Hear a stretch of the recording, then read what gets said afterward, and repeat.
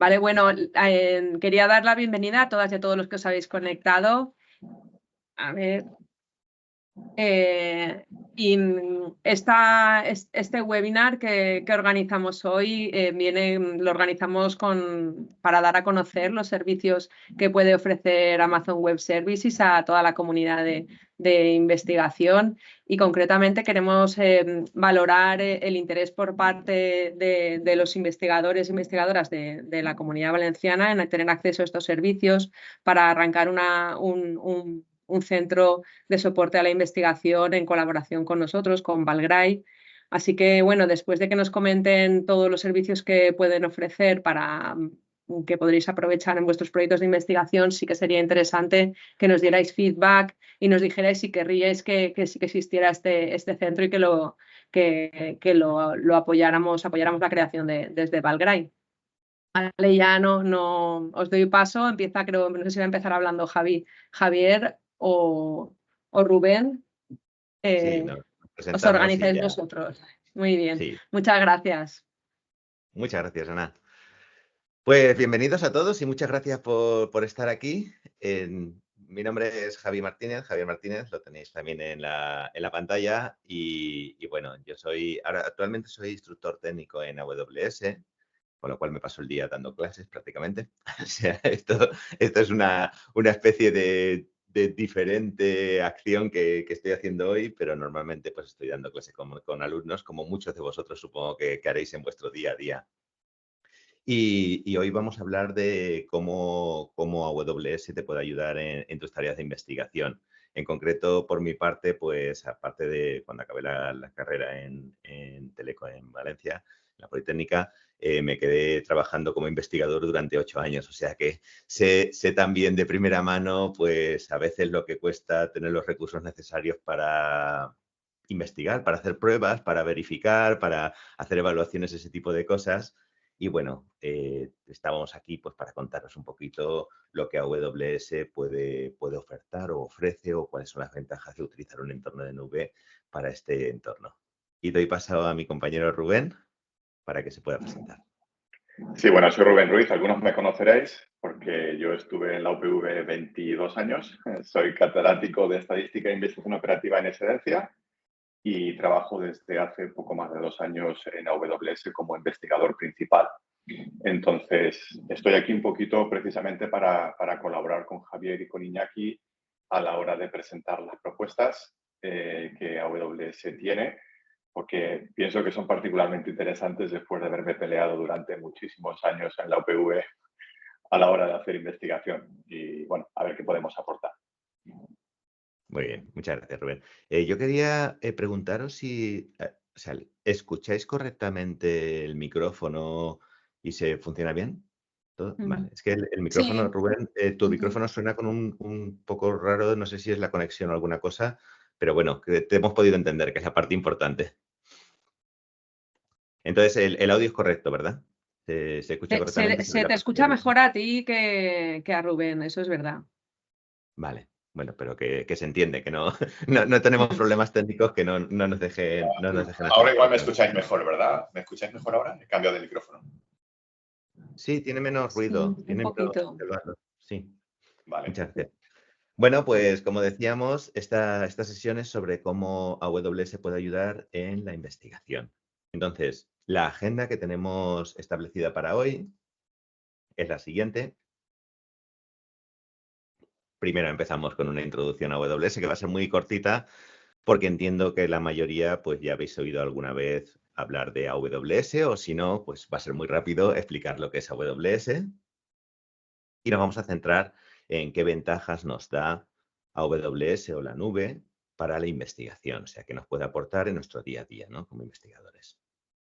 Ahí pues haremos un foco un poquillo más en concreto sobre diferentes servicios. Hay muchos servicios en AWS y no vamos a estar enumerando los más de 300 servicios que tenemos en AWS, porque esto sería súper aburrido y al final la mayor parte de los servicios posiblemente no sirvieran para nada a vosotros, ¿no? Entonces nos vamos a centrar en los servicios principales que consideramos que pueden ser interesantes para proyectos de investigación y para el día a día de los investigadores, ¿no? Eso va a ser la tercera parte. Ahí hablaremos, pues ya podéis hacer una idea de temas de computación, temas de almacenamiento, seguridad, redes e inteligencia artificial. Y en concreto, para inteligencia artificial le hemos dedicado un punto en concreto de la presentación. Entre otras cosas, también estamos trabajando con Valgrind, o sea, estamos todos conectados, y la inteligencia artificial, pues no hace falta que os diga yo la importancia que tiene en el mundo que tenemos y en el que viene, ¿no? Entonces, vamos a hablar un poquito más sobre inteligencia artificial que sobre otros servicios. También veremos unas referencias de algunos casos de éxito y algunas referencias de algunos clientes. Hay muchas, hemos cogido 3 por no hacerlo súper aburrido, pero os daremos también una URL, una dirección donde podéis buscar más referencias y a lo mejor algunas personas estéis más interesados en algunos tipos de referencias que en otros, pues algunos más orientados hacia educación, algunos más orientados a investigación, diferentes ramas de investigación, etcétera, ¿no? Entonces os daremos también alguna dirección para que podáis buscar vuestras propias referencias y ver cómo otros clientes están utilizando AWS para su día a día, en investigación principalmente. Y la última, pero no por ello menos importante, ¿no? Lo típico decimos, pero que es así, una sección de preguntas y respuestas, porque lo importante de que estemos en tiempo real conectados todos es que podáis preguntar y que podamos aclarar cualquier duda que surja. Y aprovechar que tengo también a Rubén conmigo, porque es una fuente de sabiduría incalculable. O sea, yo aprovecho cada momento que colaboro con Rubén para sacar mucho conocimiento, que es una maravilla. Gracias, Rubén, por estar aquí. Entonces, con esto vamos a pasar a ver una pequeña introducción a AWS.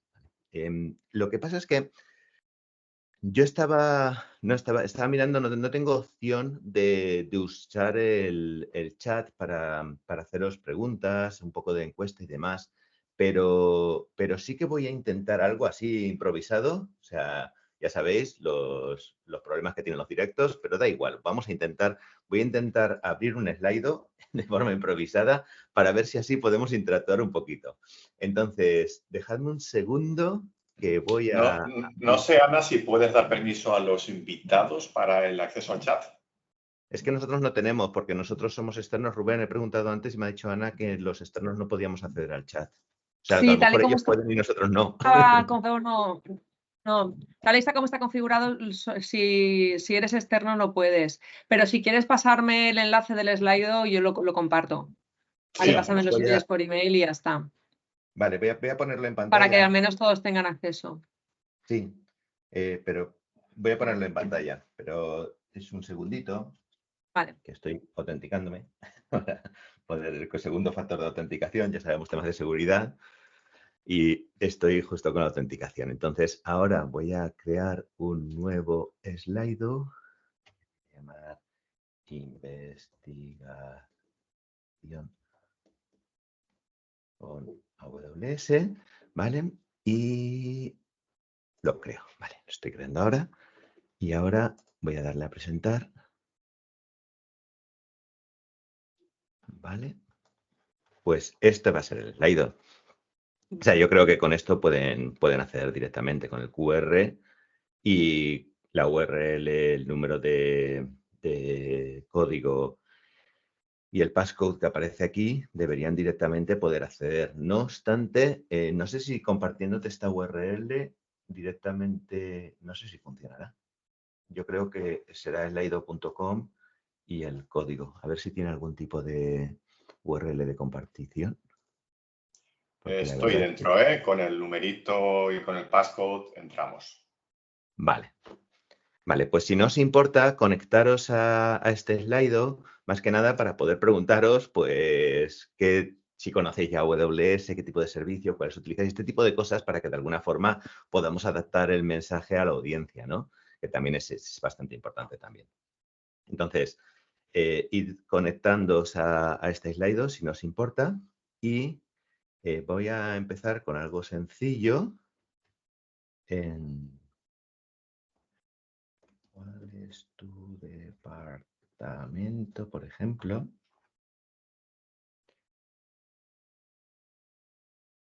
Y voy a empezar pues preguntándoos cuál es vuestro departamento, ¿no? Si no os importa, si podéis indicar departamentos con los que estamos trabajando para pues hacernos un poco más la idea de la audiencia.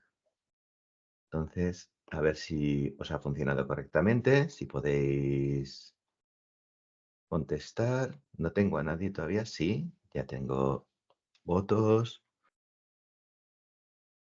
Vale. Espero que os funcione correctamente. ¿Funciona? ¿Vale? Claro, también, entre otras cosas, porque no es lo mismo una investigación de genómica que una investigación de IT, que una investigación de gestión de riesgos, etcétera, ¿no? Entonces, nos viene bien también tener un poco más de idea de la audiencia, ¿no? Entonces, por eso, pues es mejor tener alguna vía de comunicación un poquito más sencilla, como, por ejemplo, muchas gracias por el feedback que estáis reportando. Tenemos 10 respuestas de momento, lo podéis ver vosotros en tiempo real, o sea, a la vez que yo lo estoy viendo, entiendo que vosotros en vuestro propio Slido, confirmármelo, Rubén, supongo que vosotros también veis el resultado. Estupendo. Con lo cual tenemos una vía de comunicación. Bueno, nos falta la mitad de la audiencia que interaccione. Si no os importa, si aquellos que no os habéis conectado todavía, porque os voy a hacer algunas preguntas más a lo largo de la sesión, si no os importa y os podéis conectar a esta sesión de Slido, nos va a venir bien para tener un poquito de información. Entonces, la voy a quitar de pantalla porque vosotros ya la tenéis también en vuestras pantallas. Y veo, pues eso, que hay varias personas de diferentes departamentos, de inteligencia artificial, de ciencia de datos, de informática, videojuegos, de AWS, o sea, entiendo que es Rubén el que ha contestado a AWS, pero bueno, si hay más compañeros de AWS conectados, es bueno tener colegas alrededor. Pues lo siguiente que os quería preguntar es, ¿has trabajado? Voy a ponerlo en un quiz. Segundo. ¿Has trabajado con AWS previamente? Sí. No. ¿Vale? Entonces ahora os estoy preguntando si habéis trabajado con AWS previamente, ¿vale? Entonces, más que nada también, pues por saber si conocéis la plataforma, o sea, si imaginaros que, por ejemplo, todos contestaréis que sí, pues a lo mejor podemos ir bastante más ágiles en explicar lo que es AWS.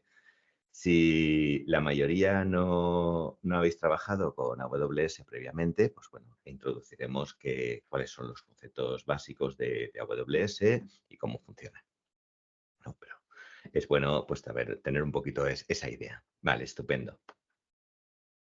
Y un segundito.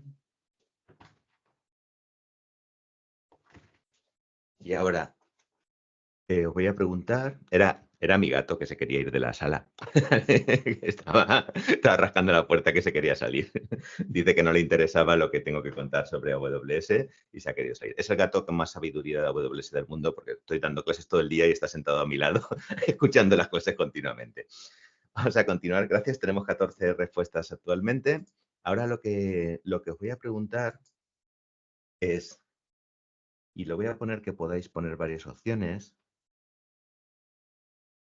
¿qué tipo de recursos de IT consumes habitualmente en tus proyectos de investigación?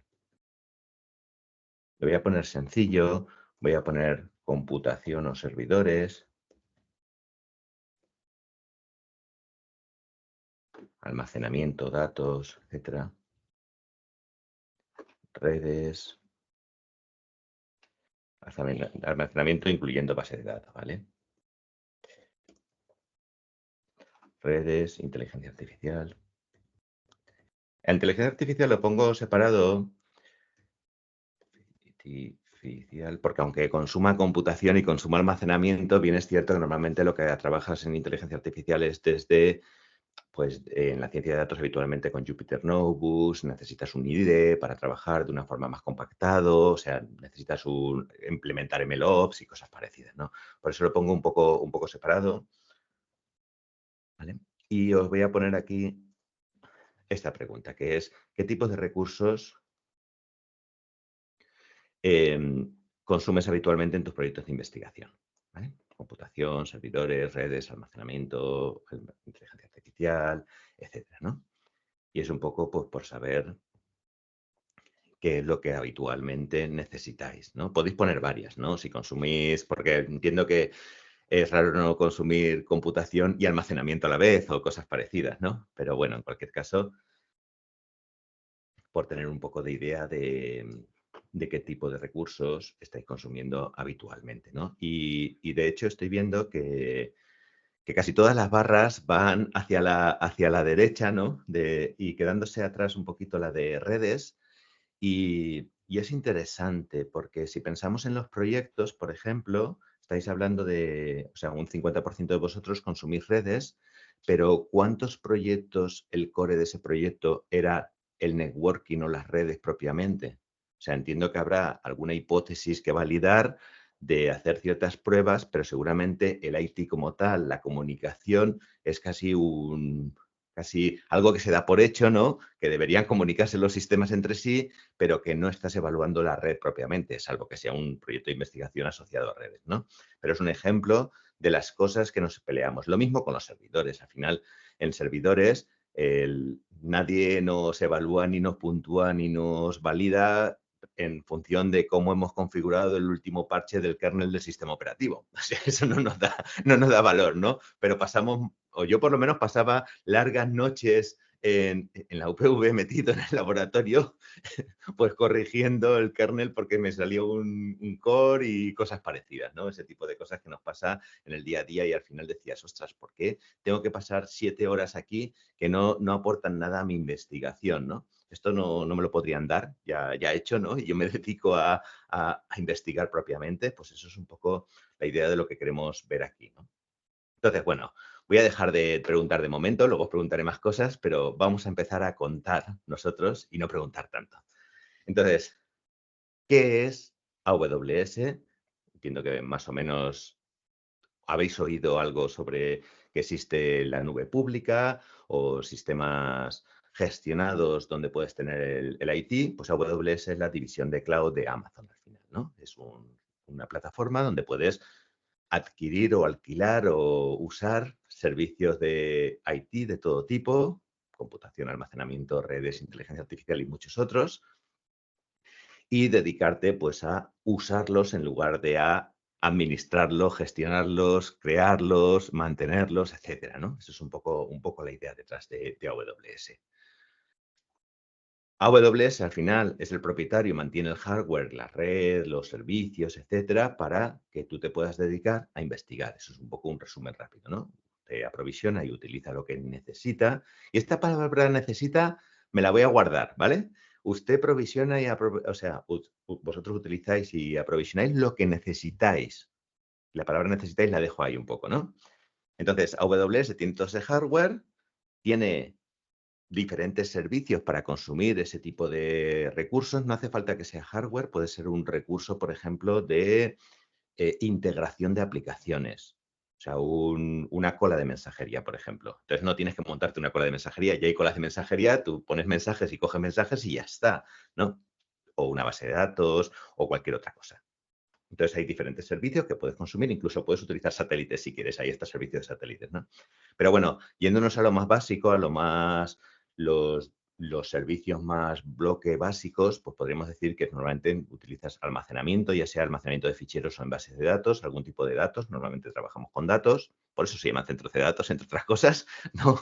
Entonces, trabajamos con datos, trabajamos con computación, aplicaciones, o sea, las aplicaciones se tienen que ejecutar.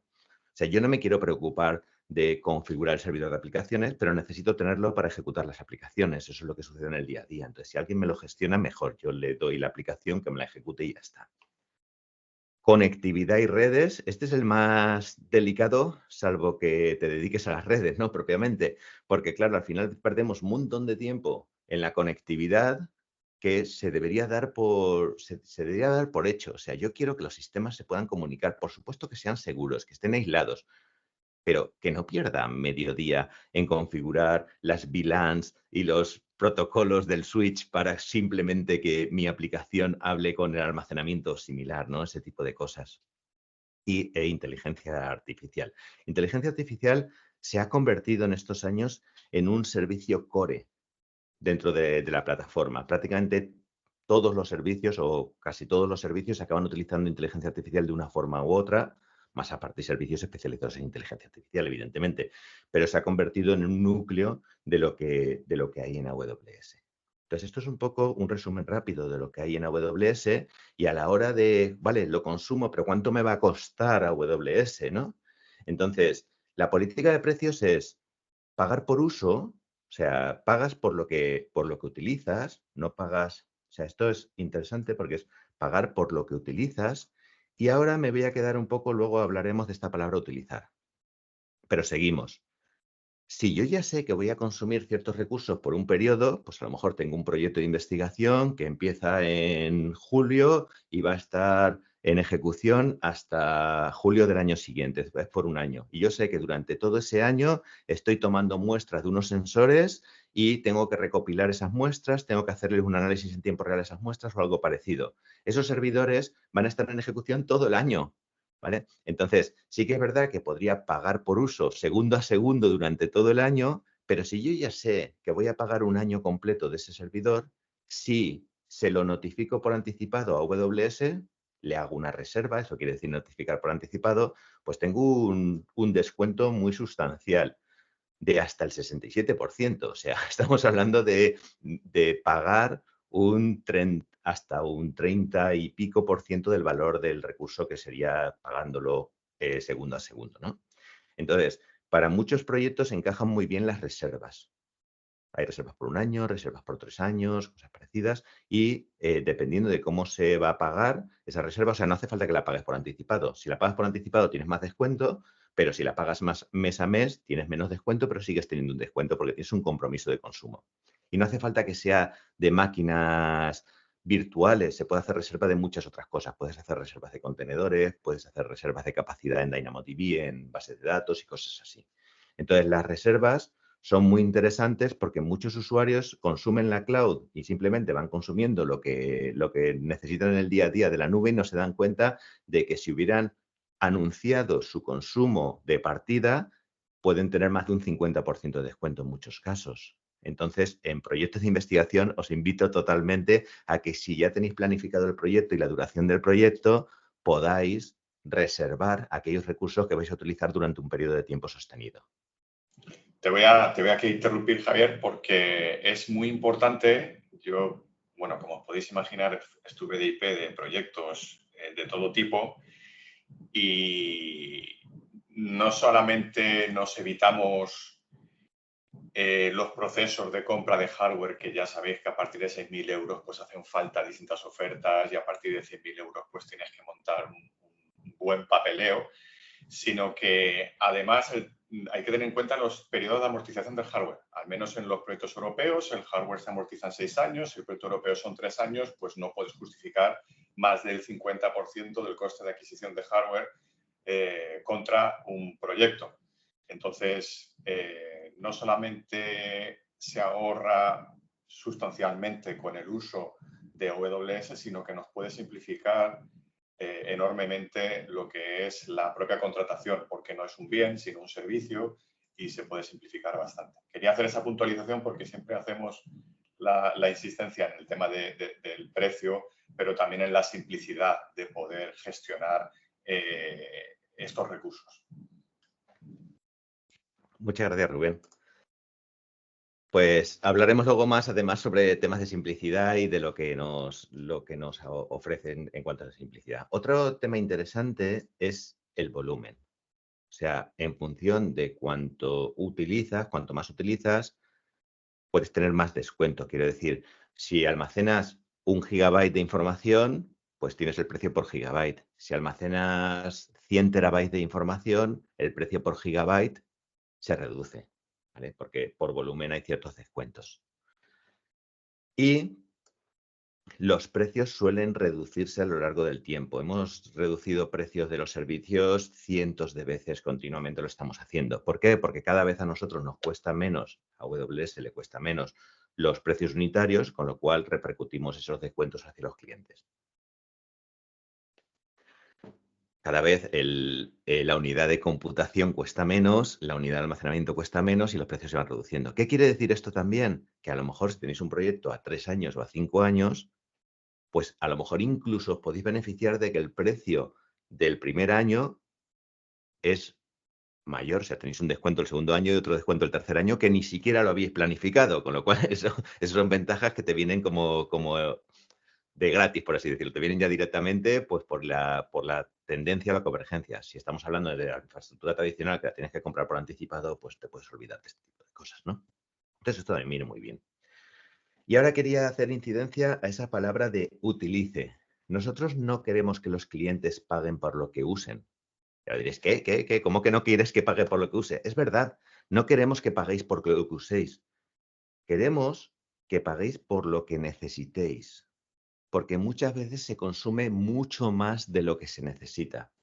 O sea, si realmente optimizáis los procesos con AWS, el coste de computación, almacenamiento, etcétera, en un entorno como AWS es muy, muy, muy inferior al coste en infraestructura tradicional. Lo que pasa es que es verdad que muchos venimos de infraestructuras tradicionales durante muchos años y estás acostumbrados a crearte una máquina virtual con 8 GB de RAM y 6 cores. A lo mejor no necesitas ni los 8 GB de RAM, ni los 6 cores, ni los 200 GB de disco que le has puesto a esa máquina, porque para esa carga en trabajo es suficiente con darle un core, con darle 1 GB de RAM y con darle 10 GB de almacenamiento en disco. Y cuando necesite más, ya crecerá. Eso es otra cosa de la nube, la elasticidad. Puedes partir con lo que estás necesitando en cada momento e incrementar los recursos cuando los necesites, no de partida. O sea, yo no voy a crear una máquina con 100 gigas de almacenamiento en disco si de momento no tengo 100 gigas de almacenamiento de datos que almacenar en esa máquina, ¿no? Entonces, esta parte de pagar por lo que necesites es también un cambio de mentalidad que hace que seamos mucho más eficientes todavía. Y luego otra cosa, que es cuánto tiempo queremos dedicar a las pruebas y a las investigaciones, porque 100 instancias durante 1 hora me cuestan lo mismo que una instancia durante 100 horas. O sea, si podéis paralelizar vuestras pruebas, lo que antes a lo mejor necesitabais 2 semanas, a lo mejor lo podéis hacer en 2 horas, poniendo más computación durante menos tiempo. Y el coste va a ser exactamente el mismo, prácticamente el mismo. A lo mejor tenéis algo de hacer la integración de los componentes entre sí, pero eso ya tiene que estar embebido en la paralelización de vuestra computación. O sea, es algo también a tener en cuenta. Y muchos, vamos a ver algunos casos, algunas referencias que hablan justamente de esto. Lo que antes necesitaba 2 meses, ahora lo hago en 5 horas. No porque sea 1000 veces más rápido el hardware o demás, es que puedo poner mucho más hardware en menos tiempo y acabar antes la prueba. Iñaki, muy buenos días. Disculpar, tengo un incidente. No hay problema. Bueno, pues esto sería un resumen rápido de lo que es AWS por presentarlo. Entonces, en cuanto a para la investigación, que ya hemos estado hablando todo el rato de la investigación, pero da lo mismo, vamos a seguir hablando de investigación toda la sesión. ¿Qué cosas tenemos que tener en cuenta? Bueno, AWS ofrece muchas soluciones, muchos servicios, pero no nos tenemos que ver sobrepasados o desbordados con estos servicios. O sea, yo os soy sincero, yo llevo más de 5 años como instructor técnico de AWS explicando en todos los niveles, desde nivel inicial hasta nivel avanzado y experto, los servicios de AWS a muchos tipos de perfiles diferentes y yo no me conozco todos los servicios de AWS, ni quiero, ¿vale? Ni los servicios ni las funcionalidades, ¿vale? Cada uno conocerá los servicios que necesite en su día a día. O sea, si vosotros no vais a trabajar nunca en robótica, por ejemplo, los que no vayan a trabajar en robótica, cada uno trabajará en lo que quiera, pues a lo mejor no te interesan los servicios de robótica. O si no trabajas con satélites, pues a lo mejor los servicios asociados a satélites te da igual. Entonces, ¿qué Que tengamos mucha oferta no quiere decir que tengamos que asumir toda esa oferta cada uno de los consumidores, pero sí que la tenemos disponible. Y si a lo mejor al año que viene me sale un proyecto sobre IoT y nunca he tenido otros proyectos de IoT, a lo mejor no tengo el hardware de IoT, pero en la cloud sí que lo tengo. O sea, sí que puedo utilizar el hardware de la cloud, el servicio de la cloud para ese tipo de proyectos. Tenemos herramientas también para investigación, clústeres, tecnologías de clúster, soluciones de seguridad, cumplimiento, que a veces no le dedicamos el tiempo y los recursos y la importancia que tiene la seguridad.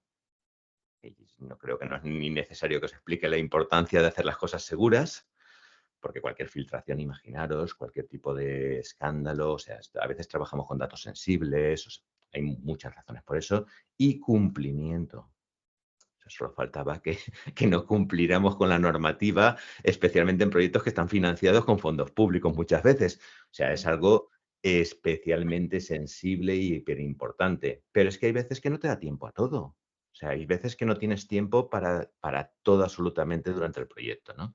Lo bueno es que en entornos como AWS, en AWS ya temas de cumplimiento están muy trabajados, las instalaciones, las configuraciones ya están cumpliendo normativa. O sea, lo que haces tú por encima tiene que cumplir normativa, por supuesto. O sea, lo que no podemos hacer es, encima de AWS, ponernos a montar todo sin contraseñas, abierto y demás, porque dejaremos de tener cumplimiento de normativas. Pero lo que te dan ya preconfigurado y gestionado ya está para estar en entornos productivos, escalables, en alta disponibilidad, bien configurados, seguros, etcétera, ¿no? Es algo que también tenemos que tener en cuenta. Y AWS es muy grande y tenemos personal que entiende de muchos entornos. Pues bueno, aquí tenéis presente a Rubén, que sabe bastante también de investigación, y otras muchas personas que estamos trabajando en entornos de investigación y otros tipos de entornos. Entonces, esto es un resumen rápido, pero luego si nos centramos en ¿y qué me aporta como investigador utilizar AWS? Pues lo más rápido sería, oye, mira, te puedes dedicar a la investigación, no a la TI. O sea, esas largas noches que yo era muy joven y me lo pasaba muy bien en la UPV a las 2 de la mañana en el laboratorio, que ya me conocía al de seguridad, porque claro, tenía que entrar de madrugada, tenía que salir de madrugada, este tipo de cosas y demás. Pues la verdad es que la mayor parte de ese tiempo no era investigación. Era configuración de tarjetas en servidores que no me funcionaban, instalar el sistema operativo y hacer minimizar el sistema operativo porque no tenía suficiente hardware para lo que necesitaba hacer de computación. Entonces, reducía el sistema operativo al mínimo, me hice un Linux from scratch, todo este tipo de cosas solo, única y exclusivamente para sacar el hardware que no tenía y cosas así, ¿no?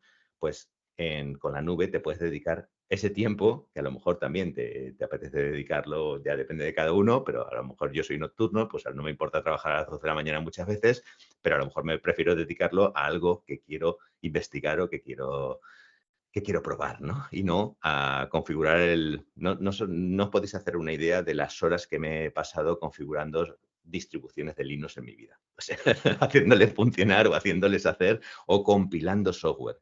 O sea, las de horas y horas y horas que me he pasado compilando software para luego poder utilizarlo. En cuanto a reducción de costes, especialmente si consumes lo que necesitas. O sea, siempre, prácticamente en todos los entornos vas a tener reducción de costes con AWS.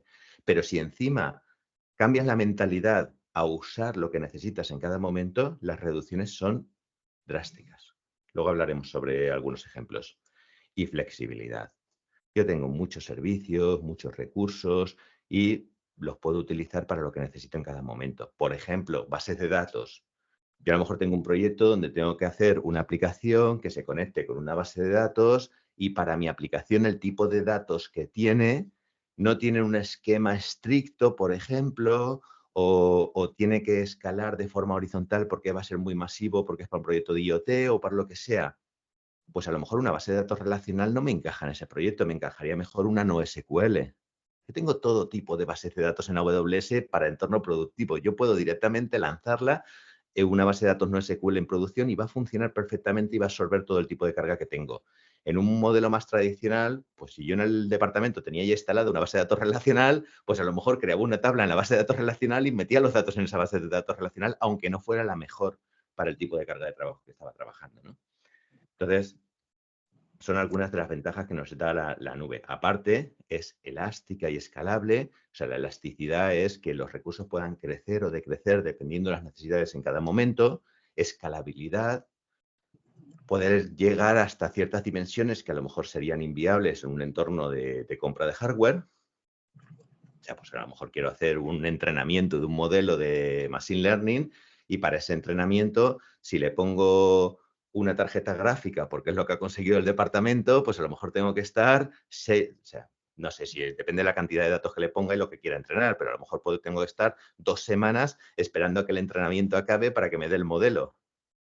Si yo cojo y monto un clúster primero, puedo poner tarjetas gráficas mucho mejores que las que yo me podría comprar por mi cuenta, pero aparte puedo ponerlas en paralelo. Entonces, a lo mejor en 1 hora puedo entrenar el modelo que en infraestructura tradicional se me lleva 2 semanas. Y ojalá y tenga los tensor board bien configurados y demás para que después de 2 semanas todo haya ido bien. Porque si pasan 2 semanas y encima el modelo es descartable porque no vale absolutamente para nada, pues tienes un serio problema porque necesitas otras 2 semanas para volver a hacer porque has ajustado mal el hiperparámetro o algo parecido, ¿no? Todo este tipo de cosas en un modelo de nube, pues tiene ventajas. Compartición y colaboración. Claro, es que en la nube todo estás poniendo recursos en la nube que puedes compartir con tus compañeros inmediatamente. No tienes que subirlos a un Dropbox o donde sea para hacerles acceso, enviarles un email que no cabe más de 25 megas y que me da problemas, etcétera y demás. O sea, es que directamente le puedes dar permisos de una forma segura al usuario o al rol de tu compañero para acceder exactamente a lo que necesita y poder utilizarlo. Sea tu compañero que está en el mismo laboratorio o sea un compañero que está en Singapur trabajando, da absolutamente lo mismo. O sea, puedes compartir con cualquier tipo de investigador con el que estés colaborando de forma inmediata y va a ser mucho más ágil. Y hemos hablado ya de la importancia de la seguridad y del cumplimiento de las normativas. Esto es fundamental, o sea, esto es la base sobre la que deberemos construir. O sea, no podemos estar haciendo recursos inseguros. O sea, no quiero alargar la presentación, pero bueno, también tuve mis problemas con la seguridad en mis días como investigador en la universidad, algunos más serios que otros. Entonces, si pensamos en el día a día del investigador, o sea, el día a día del investigador, pues todos lo conocemos, que es, yo empiezo como estudiante de doctorado, hago un pequeño estudio, publico y me dan el premio Nobel, ¿no? Y ya está. Bueno, o no, no, pero bueno. No, en realidad, pues es un proceso muy iterativo, ¿no? En el que estás haciendo estudios, pruebas, algunas no valen para nada, algunas ya te empiezan a tener un poco de contenido, refinas sobre esa idea, vas probando, además te surgen nuevas hipótesis, nuevas ideas mientras que lo estás haciendo y te das cuenta de que lo que habías partido del momento no era válido, etcétera. Pues todo esto lo conocemos, no hace falta que os lo explique. Pero, ¿qué problemas encontramos muchas veces en este flujo iterativo de investigación? Primero, que es colaborativo, no lo hace una persona sola. Con lo cual, hay veces que hay problemas de colaboración, de cómo puedo colaborar entre equipos dispersos por todo el mundo, porque muchas veces la investigación es a nivel transfronterizo, ¿no? Normalmente, pues yo trabajaba mucho en sus días en proyectos europeos, supongo que hay muchos tipos de proyectos de muchos tipos y habían personas de todas partes del mundo pues colaborando. La complejidad informática te resta tiempo y atención al proyecto de investigación e ingeniería propiamente. Esto ya lo hemos hablado, pero es fundamental. O sea, de verdad, yo pasaba mucho más tiempo configurando los sistemas operativos y las redes, o sea, no os podéis imaginar el tiempo que pasaba configurando las redes, que propiamente haciendo lo que yo quería hacer, que en su momento era detección de incidentes con análisis de videovigilancia, ¿no? Analizar información de cámaras y detectar eventos en esas cámaras en uno de los proyectos que estoy pensando. Y los recursos informáticos a veces son difíciles de escalar, especialmente si son físicos, con lo que provoca falta de agilidad y flexibilidad.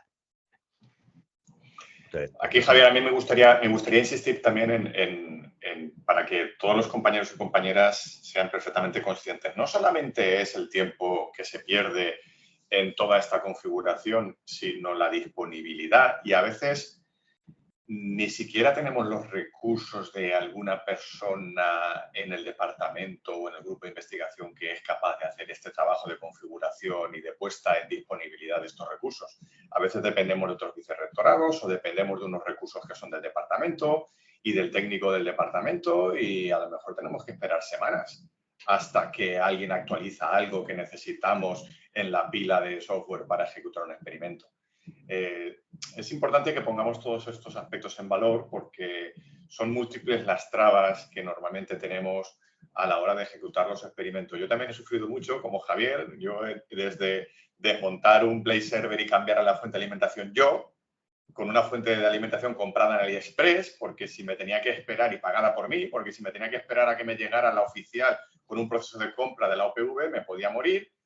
Pero es que otras veces ni siquiera yo era capaz de arreglar algo que necesitaba y tenía que esperar durante semanas a que alguien me lo arreglara para poder lanzar un experimento. Y luego la disponibilidad, ¿no?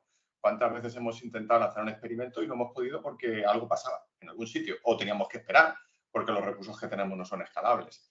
Tengamos todo esto en cuenta para el cambio de paradigma que supone el tener un grifo. Es que yo lo de la AWS lo veo como un grifo. Tú necesitas agua, tirar del grifo y ya está, no es más. Te dejo seguir, Javier, perdona. Gracias, Rubén. Me has recordado una de esas largas tardes haciendo cosas en el laboratorio que tenía unos switches de Cisco que la verdad es que tenían cierto coste y no se me ocurrió otra cosa que quitar la tapa del switch porque estaba lleno de polvo, porque está en un centro de datos que no era a lo mejor en las mejores condiciones del mundo, estaba lleno de polvo. Y cogí un pincel y me dio por limpiar el switch. Acabé de limpiarlo, lo dejé impoluto, cerré la tapa, le di al botón y no arrancaba. ¡Ostras! Porque eso me pasa en la cloud, un servidor no me arranca, lo destruyo y creo otro, punto, se acaba el problema. ¡Ostras, qué problemón! Porque claro, ¿de dónde sacas presupuesto para reemplazar ese switch? Si está en garantía, si no está en garantía, si está en garantía llama... Bueno, una historia que en mala hora se me ocurrió a mí quitar el polvo al switch. Pero bueno, estas cosas pues posiblemente a todos los que estamos conectados algo nos ha pasado a lo largo de nuestra experiencia, ¿no? Y todo eso en la nube pues es mucho más simple. O sea, aparte del disgusto que me llevé, de todo lo que supone, o sea, la agilidad, el poder decir, oye, mira, esta máquina está dando problemas, es que no quiero ni saber por qué me está dando problemas. La dejo, la paro, a lo mejor luego haré un análisis forense, pero yo la paro, me creo otra nueva y sigo trabajando.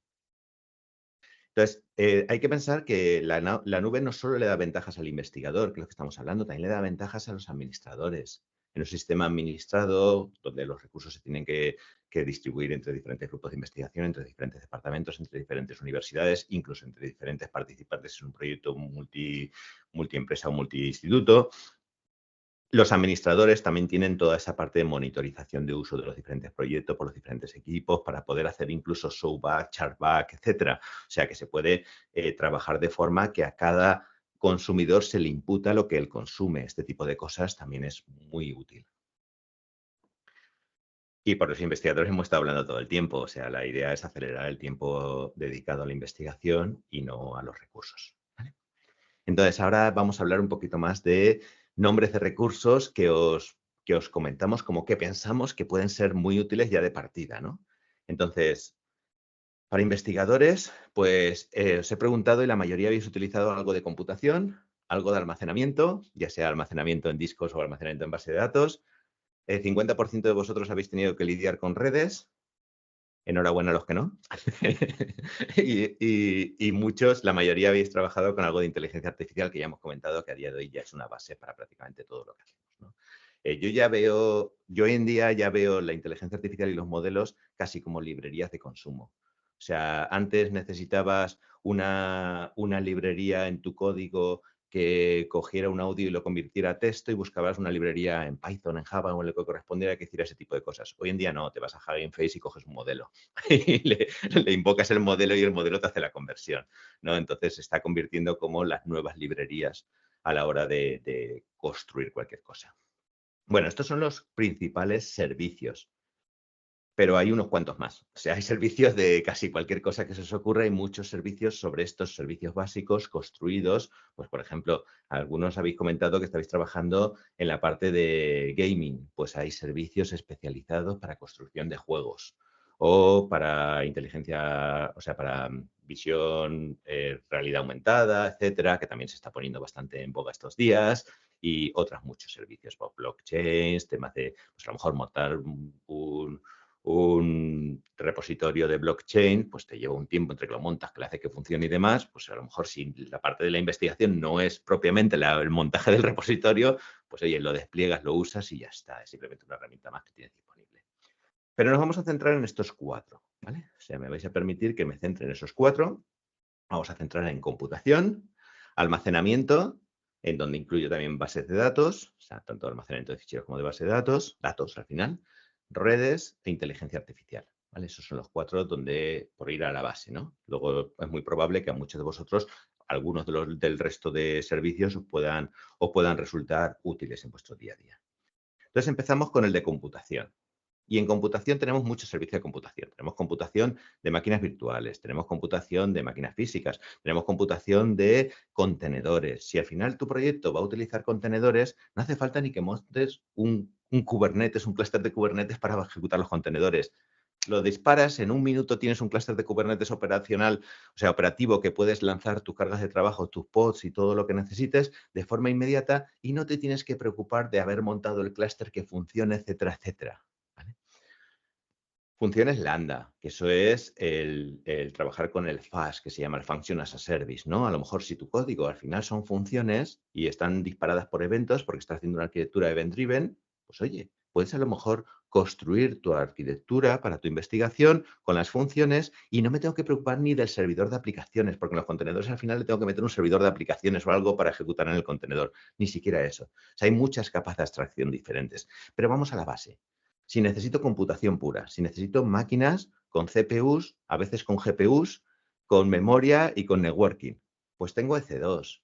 EC2 es un servicio donde puedes controlar esas máquinas, ya sean físicas o virtuales, con capacidad de cómputo redimensionable.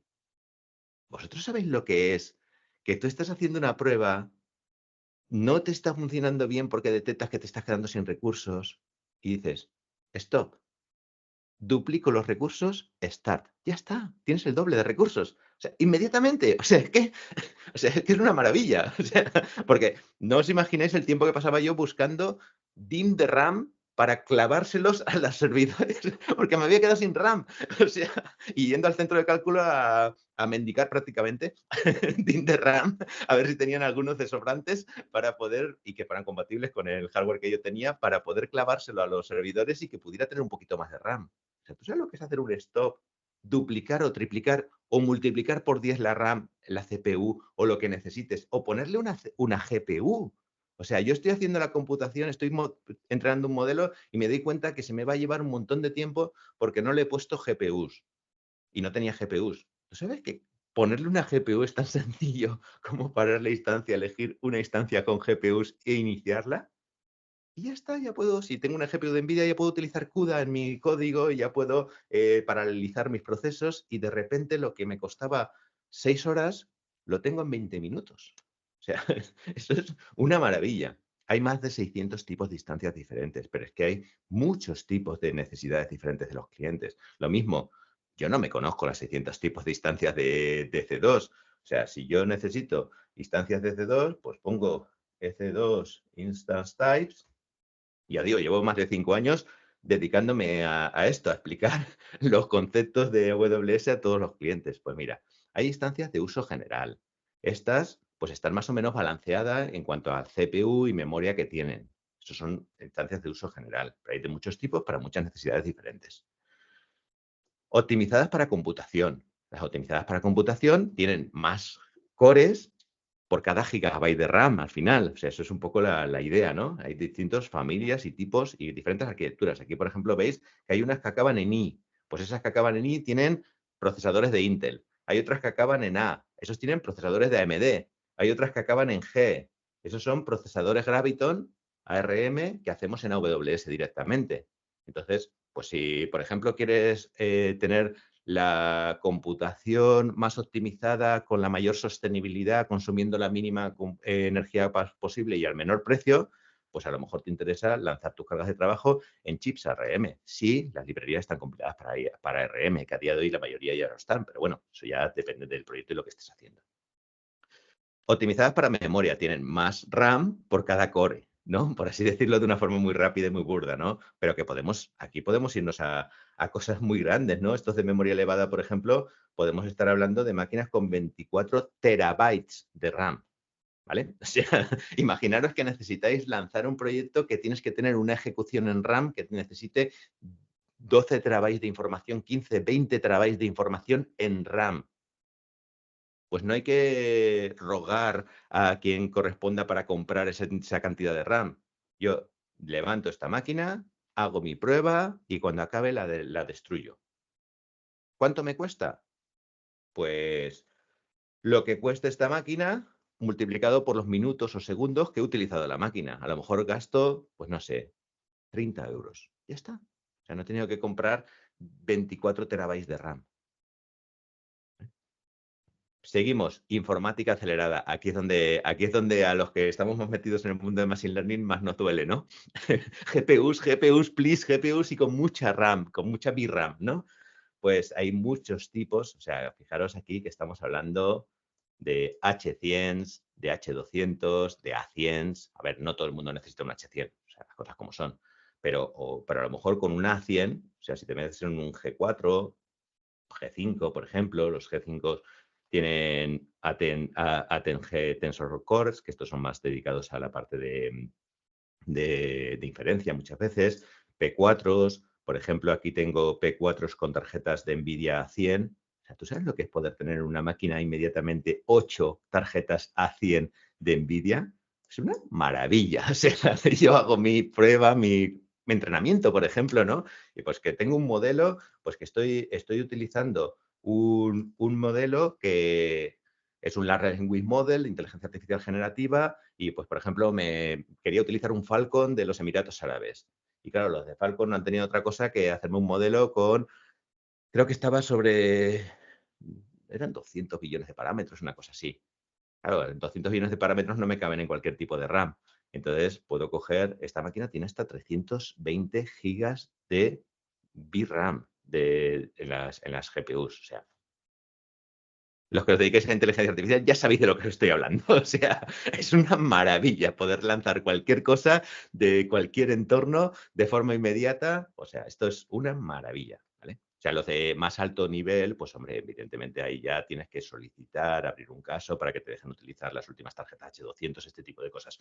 Pero para algo que podemos utilizar en nuestro día a día, necesitar en nuestro día a día y que sería inviable comprarlo previamente, es que lo tenéis ahí. O sea, esto es... O sea, yo he estado lanzando modelos de Hugging Face en las G5, por ejemplo, que necesitaban pues, modelos de pues, 70 billones de parámetros, cosas así.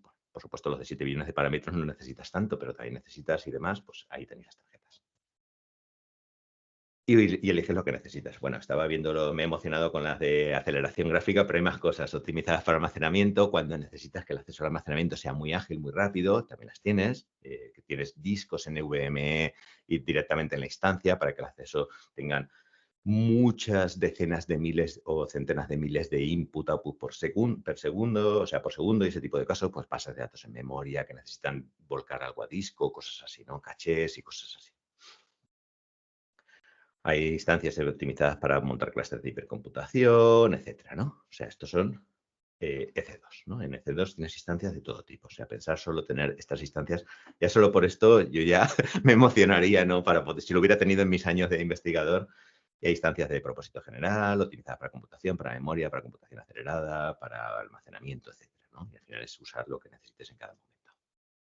Vamos al almacenamiento. El almacenamiento es muy particular porque hay veces que la gente piensa en reducir costes en computación. Dice, no, quiero que mis cargas de trabajo sean eficientes, etcétera y demás, y no piensa demasiado en el almacenamiento, ¿vale? El almacenamiento tiende a crecer hasta el infinito. La computación no. La computación tú tienes necesidades, computas y cuando has acabado de calcular, has acabado de la computación, ya no necesitas más computación. Los datos raramente se destruyen. Entonces, los datos se van generando continuamente, cada vez necesitas más información que almacenar y raramente los vas a destruir porque no sabes si esos datos los vas a necesitar en el próximo proyecto de investigación. Entonces, hacer una buena gestión de la información, primero que no se te pierda. O sea, primero que la información que almacenes tenga mucha durabilidad, ¿vale? Entonces, si por ejemplo almacenas la información en S3, es un servicio de almacenamiento de objetos, o sea, al final es un servicio gestionado totalmente. Yo subo los objetos, que son los ficheros, y obtengo los objetos con un GET, directamente un GET HTTP, con los permisos necesarios, con la capacidad de autenticación, etcétera, pero bueno, al fin es un GET, y obtengo los objetos. Pero ese almacenamiento que estoy poniendo en S3 tiene 11.9 de durabilidad. O sea, sin hacer nada yo, o sea, no me tengo que preocupar más que yo dejo ahí el dato. O sea, para que os hagáis una idea, si yo miro en S3 FAQ, porque os hagáis una idea de lo que estamos hablando. O sea, si me voy a la sección de durabilidad, almacenar información en S3 tiene 99,99999 hasta 11.9% de durabilidad. La durabilidad es la probabilidad de que ese fichero se corrompa o desaparezca, ¿vale? O sea, esto quiere decir, pues, que prácticamente es imposible que algo que pongas en S3 se corrompa o desaparezca. O sea, conseguir 4 9 de durabilidad requiere un gran esfuerzo. Conseguir 5 9 de durabilidad ya empieza a ser muy, muy, muy costoso. Imaginaros lo que son 11 9 de durabilidad. Entonces estamos hablando de que si pones 1 millón de objetos, pasarán miles y miles de años hasta que uno de esos objetos tenga el más mínimo problema de durabilidad. Durabilidad quiere decir que o se haya corrompido la información o se haya destruido. Entonces, eso por un lado. Luego, aparte, hay almacenamiento para archivado, backup, porque muchas veces esa información que os he dicho, he acabado mi proyecto de investigación y todos los datos que he generado, ¿qué hago con ellos? Pues a lo mejor me obligan a guardarlos, pero no solo si me obligan a guardarlos, es que es posible que yo los quiera guardar just in case, las más peligrosas palabras del mundo, just in case. O sea, por lo que pueda pasar, ¿no? Entonces, hay servicios donde pago menos por cada gigabyte almacenado, mucho menos de hecho, y los puedo guardar por un precio muy, muy, muy, muy bajo por el tiempo que sea necesario. Si algún día los necesito, hago un retrieval de esa información y lo tendré disponible como el primer día. De hecho, tiene la misma durabilidad en Glacier que en S3. O sea, si vamos a niveles de durabilidad, está trabajando con niveles de durabilidad semejantes. Aunque a lo mejor estáis más acostumbrados a trabajar en modelos donde yo tengo servidores que están conectados a discos y esos discos tienen los datos, ¿vale? Esto es más tradicional porque si trabajáis en servidores más tradicionales, pues veis esos modelos. Eso, por ejemplo, se puede tener con EBS. EBS, creedme, no son discos conectados a servidores, es un Software Defined Storage. O sea, es una red distribuida de shards, de bloquecitos, que además están copiados varias veces dentro del centro de datos para ofrecerte una interfaz como si fuera un disco, o sea, tú lo ves como si fuera un disco, pero que tiene menor mean time between errors que ningún otro disco que podéis encontrar en el mundo al final, ¿no? Y que da menos problemas. ¿Por qué? Porque en realidad hay toda una tecnología por debajo para distribuir a lo largo del centro de datos tus discos. Pues eso es EBS, pero lo puedes ver como si fuera un disco que yo le conecto a mi instancia y le pongo pues un disco de tantos gigas y me guarda esos gigas. O si queréis que una instancia, o sea, que el mismo información esté montado en varios servidores simultáneamente, a lo mejor necesito un volumen compartido. Ahí tengo tecnologías como EFS. Elastic File System es un servicio NFS gestionado, que también me hace las replicaciones automáticamente y demás. Yo creo un volumen, pongo datos y AWS se encarga de distribuirlo en varios centros de datos separados más de 100 kilómetros entre ellos para que si hay una inundación en un centro de datos no le afecta a los otros, etcétera, etcétera, etcétera. Pero al final la tecnología es parecida a la que utilizaría. Si yo en realidad tengo que hacer un mount desde un sistema operativo para montar ese volumen por NFS o por carpetas compartidas de Microsoft, también hay otro servicio, aunque no lo pongan en esta slide, de carpetas compartidas de tipo Windows, ¿no? SMB, zips, etcétera, ¿no? Bueno, pues veis que hay diferentes tecnologías. Claro, esta es más tradicional, a pesar de que sea como una innovación brutal sobre lo que sería un disco tradicional, es como más tradicional, es más como tener un disco en Fiber Channel, ¿vale? Esta es más como tener una NAS, o sea, como tener un NFS compartido entre diferentes nodos. Y estas son más novedosas porque son de objetos y además tienen mucha más durabilidad y los interfaces son HTTP. Y a lo mejor, si yo os preguntase, bueno, voy a preguntároslo, ¿vale? Ya que estamos. ¿Cuál de las opciones de almacenamiento cree que será más cara? S3, S3 Glacier, EFS o EBS. No sé. ¿Vale? Os he lanzado la pregunta y decidme lo que consideráis con todo lo que hemos hablado. Si yo tengo que almacenar, por ejemplo, 10 terabytes de información, que ya es bastante información, o sea, un proyecto que genera, pero ya todo depende de lo que estemos haciendo. Pero bueno, imaginaros que tengo que almacenar 10 terabytes, si os dedicáis a creación de vídeo continuo en videovigilancia y demás, pues a mí 10 terabytes no era mucho, ¿no? Pero ya todo depende de lo que estéis investigando.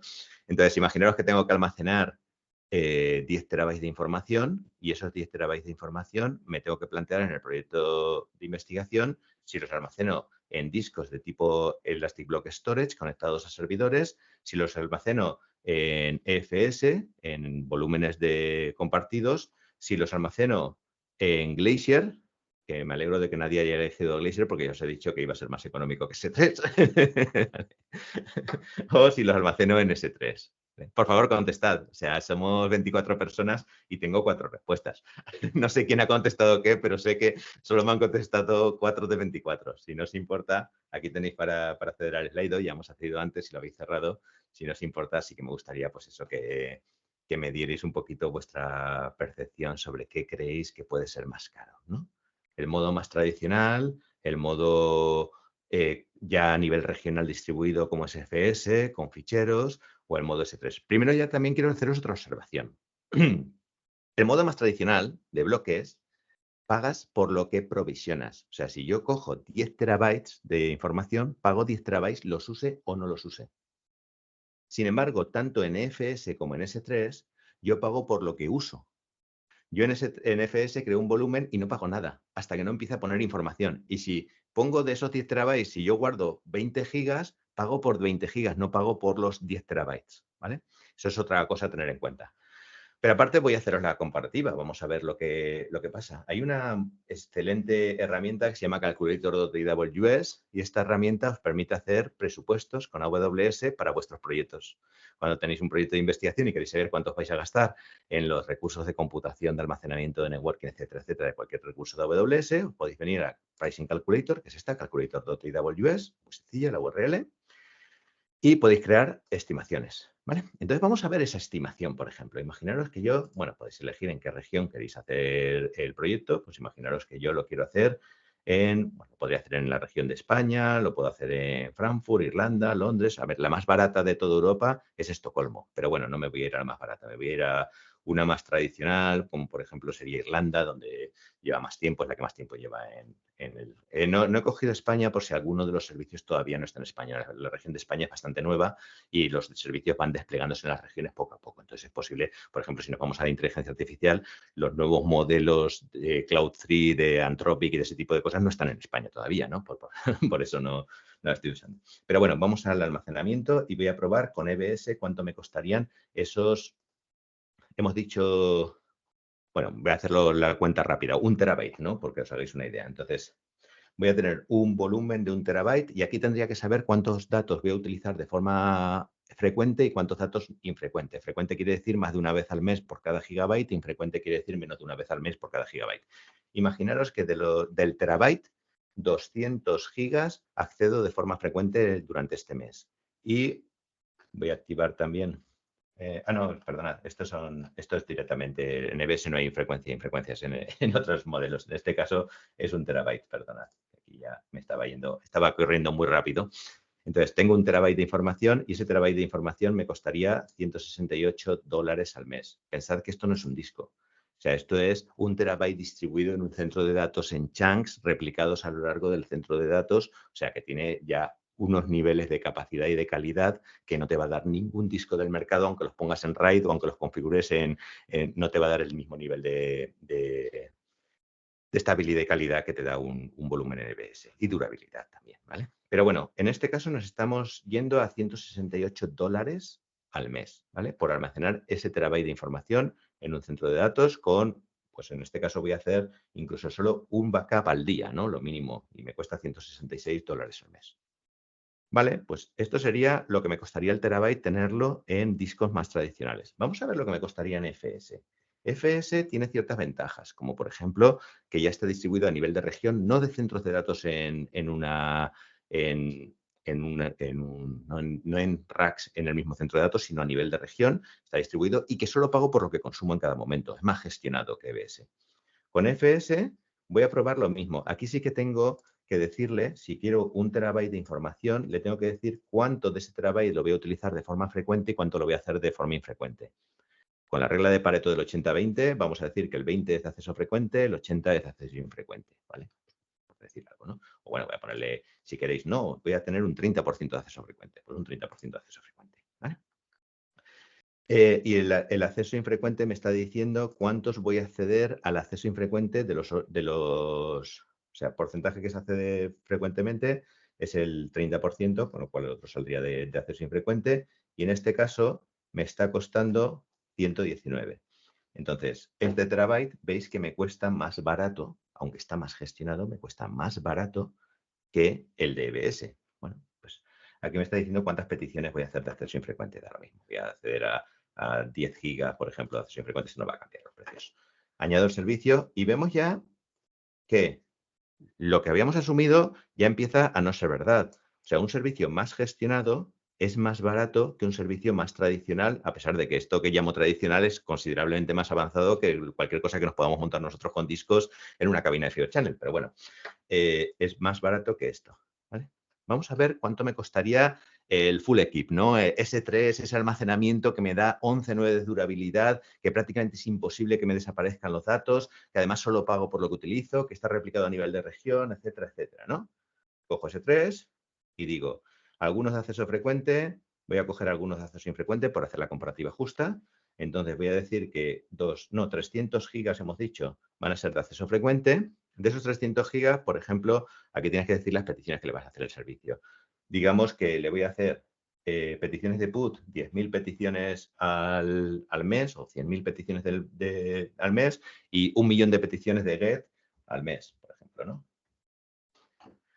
Vale, no voy a utilizar S3L, que es una cosa especial para hacer consultas SQL sobre los datos. Y en infrecuente tenemos 700 gigas y aquí pues voy a hacerle menos put y menos get porque es infrecuente. Voy a poner, por ejemplo, 10.000 peticiones al mes de puts y 100.000 peticiones de gets. Con esto me cuesta $16. ¿Vale? O sea, eso quiere decir que S3, que es el servicio más gestionado, con mayor durabilidad, con mayor calidad, con mayor garantías, con menos complejidad para utilizarlo porque es una interfaz HTTP directamente una API y ya está. Me cuesta como 10 veces menos que el que sería más tradicional. $16 frente a $166. ¿Vale? Entonces, por eso es bueno también pues, utilizar adecuadamente los servicios de la nube cuando los consumes. Cualquiera de ellos seguramente nos saldrá mucho más económico que el hardware tradicional, pero aún así dentro de la nube se puede optimizar. Siguiendo bases de datos, tengo todo tipo de bases de datos ya preconfiguradas en modelo para poder ejecutarse de forma segura, con cumplimiento tal y como están definidas, pero luego, evidentemente, cuando tú pones los datos y creas los usuarios y creas las tablas, etcétera, lo que necesites, pues también necesitas pues cumplir con la normativa correspondiente. Aquí tienes bases de datos relacionales, no relacionales, de documentos, pues tipo JSON, documentos JSON, tipo MongoDB, etcétera. El de memoria, bases de datos en memoria como Redis, Memcached, etcétera. De grafos, si tienes un proyecto donde lo importante son las relaciones, o de libro mayor. Luego las redes. O sea, os he puesto, porque he pasado un poco de tiempo, voy a volver hacia atrás para ubicarnos, ¿no? O sea, hemos dicho que estábamos focalizándonos en 4 servicios, que era computación, almacenamiento, redes e inteligencia artificial.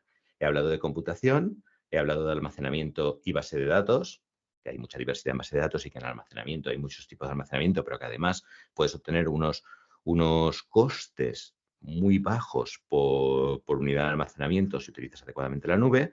El redes, vamos a hablar de redes y de inteligencia artificial. Entonces me voy a ir a la parte de redes, para que pase así rápido. Vamos a la parte de redes. En la parte de redes tenemos las VPCs, que son crearte redes virtuales dentro de AWS.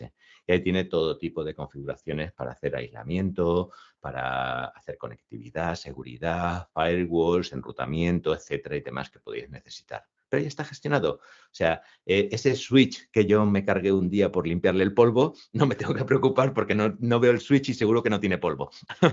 Entonces, además no va a ser un switch. Cada vez que yo despliego una configuración de enrutamiento, de lo que sea, van a ser varios recursos que están en alta disponibilidad para que pase lo que pase un recurso. Si Amazon quita uno de los switches, yo ni me entero. Todo sigue funcionando, o quita un router o quita lo que sea. O sea, todo esto está gestionado y la verdad es que te defines tus reglas, tus rutas, tus comunicaciones y no te preocupas de lo demás, ¿no? Por ejemplo, las VPCs están en esa línea. Os he enseñado la Pricing Calculator, pero os la he enseñado desde un punto de vista más de calculadora de consumo de S3, pero la podéis utilizar para todos los servicios que necesitéis. O sea, tenéis un proyecto que vais a necesitar varias instancias, tanto de almacenamiento, tanto de cualquier servicio, de base de datos, tanto de, pues pones todos los servicios en la calculadora y te da el coste estimado, si lo has puesto bien, te dará el coste que te va a costar ese proyecto en AWS. Con lo cual te puede servir como la calculadora de costes para tus proyectos financiados y saber lo que te van a costar. Entonces, esta Calculator.tw es una herramienta muy útil. Antes os he dicho, por seguir con el tema de los costes, hemos hablado de, oye, es que, por ejemplo, las instancias estas que os estaba diciendo, no, instancias con GPUs, ¿no? Y no os he dicho al final precios y a lo mejor os habéis quedado. Oye, ¿y cuánto me puede costar este tipo de instancias que tienen tarjetas de NVIDIA 10 o si cojo una P4, por ejemplo, tenemos ya tarjetas de tipo A100, ¿no? ¿Cuánto me puede costar a mí esta instancia que me tiene 1 terabyte de memoria dedicada y de la GPU 320 GB de VRAM? Bueno, pues si me voy a estas instancias,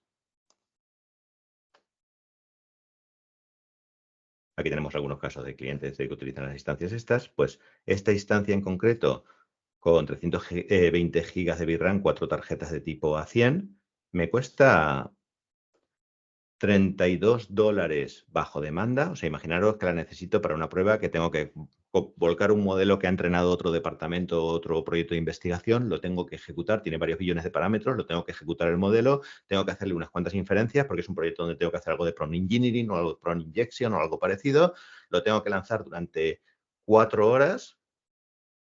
Y necesito, esto ya estamos hablando de o sea, estamos hablando de 8 GPUs de tipo A100, o sea, estamos hablando ya de un modelo ya con palabras mayores, ¿no? Podemos irnos a distancia. Te has ido a las máquinas más caras, Javier. Esas máquinas son muy caras. Y además ahora están en muchísima demanda.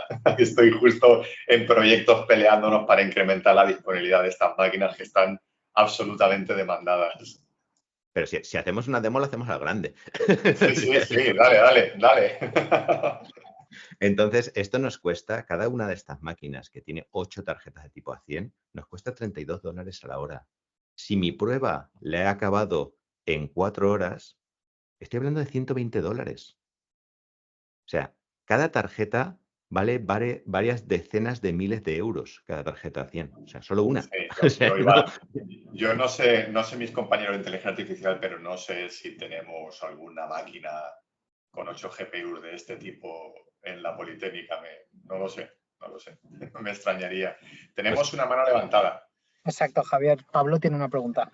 Sí, no sé si esto es spoiler o no es spoiler. Una pregunta. ¿Para este tipo de máquinas tenéis el 70% de descuento con las instancias de Spot? ¿O ya nos ofrece ese descuento? Vale. ¿Depende de demanda? Sí, ahora os cuento. Pablo lo que está preguntando es, a la hora de comprar instancias, no he hablado de las Spot como tal, que es cuando adquieres instancias o cuando adquieres computación, puedes adquirirlo bajo demanda, que es yo pido la instancia, la uso tantos segundos, pago tantos segundos. La puedes reservar por 1 año o por 3 años, que eso sí que os he contado, ya sea con instancias reservadas o con planes de ahorro, saving plans, pero hay una modalidad que es, oye, si el centro de datos tiene recursos sobrantes, quiero usar recursos sobrantes con la condición de que si AWS los necesita, se los devuelvo, que eso muchas veces en investigación es útil, ¿no? Que dices, tengo que hacer una simulación, una analítica o algo, en vez de comprar los recursos, por así decirlo, voy a probar si hay suerte y quedan libres en el centro de datos y me los venden más baratos. Y es verdad que eso se llama instancias spot. Entonces, cuando lanzas una instancia en modo spot, primero tú solicitas. Si AWS tiene esos recursos disponibles, te los asigna y entonces tienes descuentos que pueden llegar hasta el 90% del precio de on demand. Pero estás partiendo de que esos recursos tienen que estar disponibles. Y justamente estabas hablando, Pablo, sobre instancias con GPUs muy grandes. Esas a día de hoy están hiper demandadas. O sea, no, es muy raro que tengamos muchos recursos sobrantes de ese tipo en nuestros centros de datos, porque todo el mundo quiere entrenar modelos a día de hoy, y tan grandes como sea posible. Sí, ¿He estoy respondido a la mirando pregunta? en Spot. Estoy mirando en Spot Pricing y P4 y P5 no están disponibles en Spot. Pero si tienes P3 y tienes toda la generación anterior de G4 y G5. O sea, para tarjetas más de uso normal, que no sea para entrenar un Large Language Model, que cuesta pensar que el clúster para entrenar un Large Language Model muchas veces cuesta varios millones de euros. O sea, pero bueno, si vamos a algo más contenido, sí que lo puedes tener en Spot. Yo es que me he ido arriba. Por eso me ha llamado la atención. Te has ido al super top. De todas maneras, me ha extrañado mucho que el precio por hora fuera tan bajo para esas instancias que tenemos ahora tan demandadas.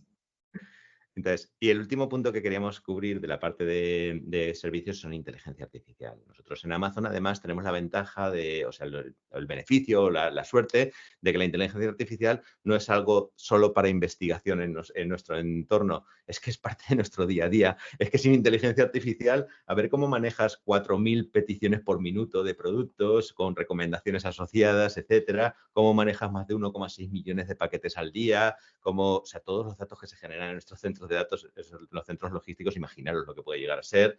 Billones de interacciones cada semana con Alexa, cada vez que alguien habla con Alexa y demás, toda esa información, todo eso hay que procesarlo y hay que, o sea, es información, o pues el tema de la gestión de los drones y cosas así. O sea, al final en casi todo lo que hacemos tenemos que usar inteligencia artificial, no ya porque sea cool, es porque por necesidad. O sea, la mayor parte de los casos de uso que estamos trabajando y a la escala que trabajamos, o lo haces con inteligencia artificial o no lo haces.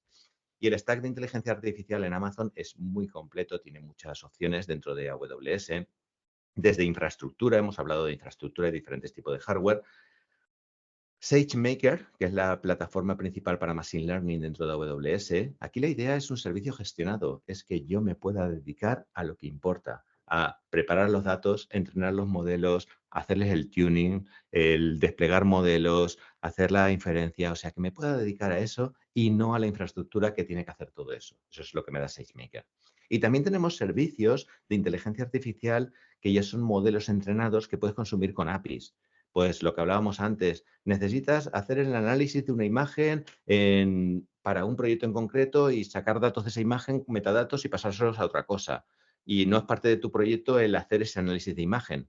Pues puedes llamar al servicio Recognition, o a través de una API le pasas la imagen, te da los metadatos y sigues adelante. O pues para entender cierto texto, o para muchas otras cosas. Por ejemplo, hacer búsqueda semántica en la información o cosas así. Son servicios ya entrenados que, o sea, son APIs donde tú le envías la información y te da los resultados, ¿no?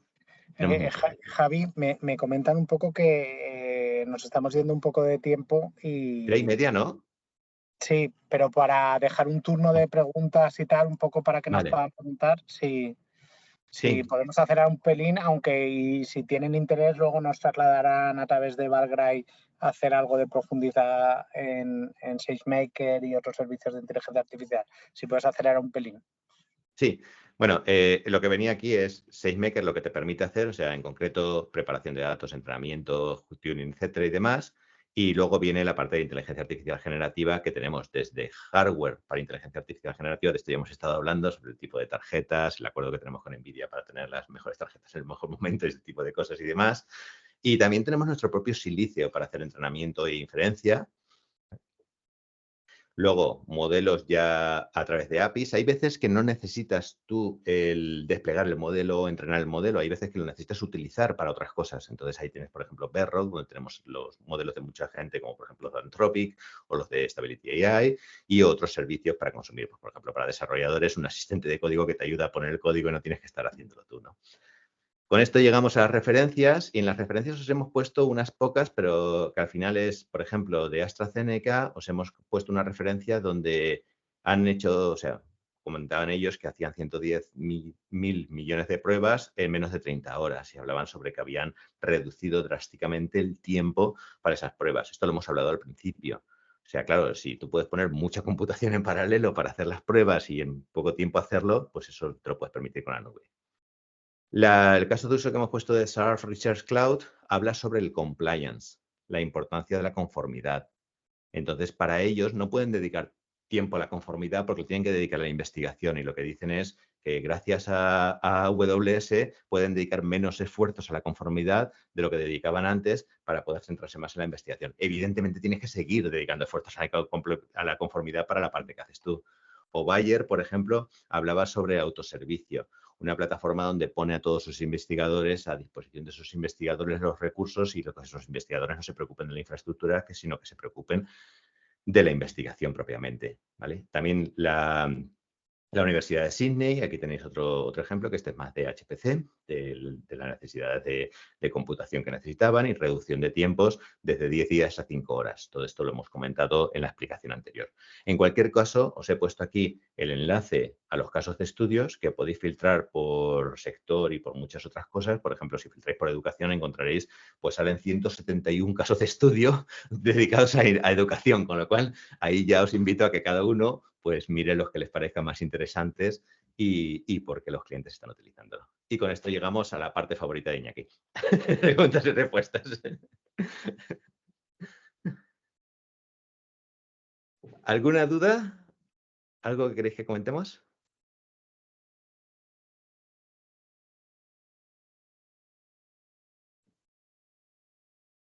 Sí, tenemos una mano levantada. Sí, Laura. Leticia, sí. Hola, Sí. nada, habéis hablado de los datos en el cloud protegido y tal, pero quería saber un poco, o sea, si firmamos un contrato, por ejemplo, con hospitales o lo que sea, ¿hay alguna manera de como demostrarles que los datos están en un cloud, pues que está protegido, que cumple con todo lo del comité de ética que suelen pedir y demás? Sí, en AWS existen muchos recursos. Uno es el Compliance Center. El Compliance Center te da por diferentes verticales recursos para las normativas, pues, por ejemplo, la FedRAMP para la salud o este tipo de... La FedRAMP creo que era la de salud, ¿no? La de healthcare.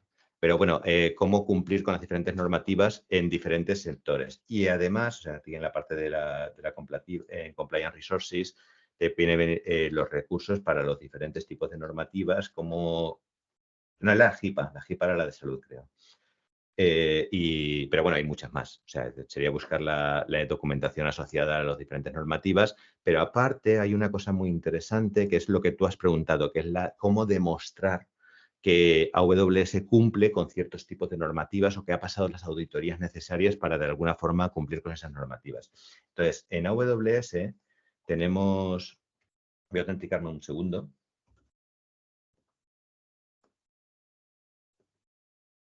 Un segundito.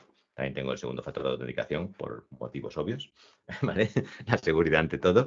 Y si yo me voy, por ejemplo, a Artifact es un recurso para Security Compliance. Entonces, como cliente, tienes derecho a bajarte también los informes de compliance que AWS ha ido pasando de las diferentes normativas para que tú puedas presentar, evidentemente bajo NDA, pero al ser cliente tienes ya ese NDA firmado, para que tú puedas presentar estos compliance a cualquier organismo que te lo pueda requerir. No obstante, a día de hoy yo creo que todos los organismos conocen AWS y toda esta información ya la tienen. Pero dicho esto, si te lo pidieran, si lo necesitaras, podrías venirte a Artifact, bajarte los informes, el que necesites, y presentarlo en el organismo que te lo solicitase. Vale, ¿La muchas pregunta, Leticia? gracias. Sí, perfecto. Ahí también Gracias. depende, Leticia, del despliegue que tú hagas. porque el que seas compliant o no también depende si tú haces un paquete S3 y pues lo abres y lo pones disponible y configuras los permisos para que todo el mundo acceda, no estarías cumpliendo con la normativa. Pero aparte de la web donde tenemos toda la certificación base de AWS, también hay servicios que miran que tu despliegue es compatible con la normativa correspondiente. Pero vamos, eso es un tema del uso que se haga del servicio. Pero es una pregunta relevante porque muchos proyectos europeos, según los tipos de datos que estés tratando, pues te van a pedir el papelito correspondiente, etcétera. Yo creo que a día de hoy es bastante más fácil demostrarle a un project officer que si estás utilizando AWS tu despliegue es seguro que si tienes un servidor debajo de la mesa de tu despacho, que aquello es seguro. Pero eso ya es mi opinión, que tuve que pasar por ese trance hace unos años y creo que con un proveedor es más fácil de demostrarlo. Vale, genial. Muchas gracias. Iñaki, estás en mute. De hecho, la idea de la colaboración con Valgrind es poder prestaros estos servicios, lo que ha dicho Rubén de daros, por ejemplo, templates de cómo justificar la seguridad, de todo eso, tener elaborado y que desde Valgrind os puedan prestar esa asistencia. Entonces lo estamos colaborando lo estamos estudiando con Ana y su equipo, cómo hacer esta colaboración y poder prestaros esa colaboración a los investigadores en la línea de lo que han ido exponiendo Javi y Rubén durante la mañana, de que estéis dedicados más a investigación y no a todas esas cuestiones de gestión, compliance y despliegue de servicios, sino que se os pueda ayudar directamente para que tengáis la menor carga administrativa y técnica posible.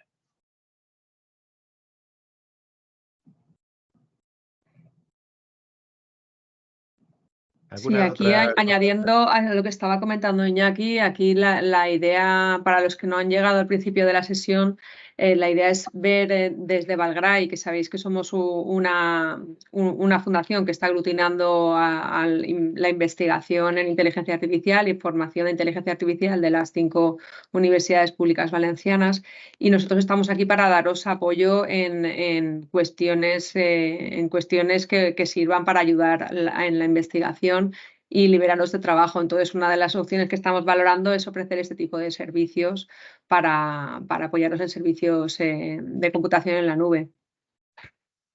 Aquí es importante que nos digáis también, que nos deis feedback y nos transmitáis el interés. Yo quería preguntaros si a través del Slido os voy a preguntar una última pregunta, ya sé que estamos fuera de hora, simplemente es, ¿has utilizado servicios en nube alguna vez en un proyecto de investigación? Esa es la pregunta que os estoy lanzando en el Slido, que espero que veáis ahora mismo. Es más que nada porque, vale, o sea, ya el 40% de los que habéis contestado de momento sí que habéis utilizado servicios de nube previamente en proyectos de investigación. Y ahora es 50-50, ¿vale? Y hay otro 50 que no lo he utilizado de momento. Bueno, era también por hacer un poco esa estimación, porque también en la presentación la estábamos haciendo un poco como asumiendo que es algo nuevo, pero para 50% de vosotros es algo que ya habéis utilizado incluso en algunos proyectos de investigación. Gracias. Y luego también un poco en la línea de lo que decía Ana, si le podéis trasladar un poco a Valgrind y a Ana las necesidades que tenéis y tal para poder valorarlas, si queréis profundizar en alguna de las cuestiones que se ha abordado en el webinar de hoy.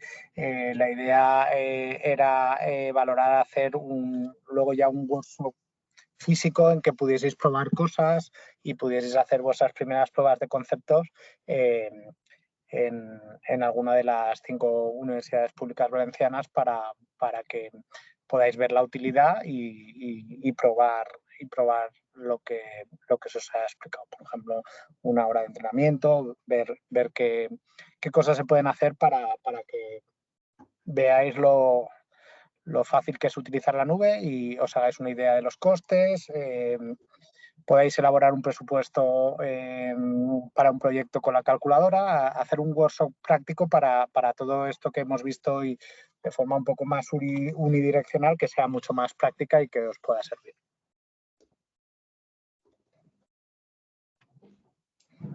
Bueno, pues muchas gracias. Si ya no tenemos más dudas, nos podéis escribir y darnos vuestro feedback, o igual os hacemos algún tipo de encuesta para valorar el interés. Vale, muchas gracias, Javier, Iñaki y Rubén. Y seguimos hablando. Gracias a Muchas gracias. Venga, hasta ahora. Gracias. Adiós.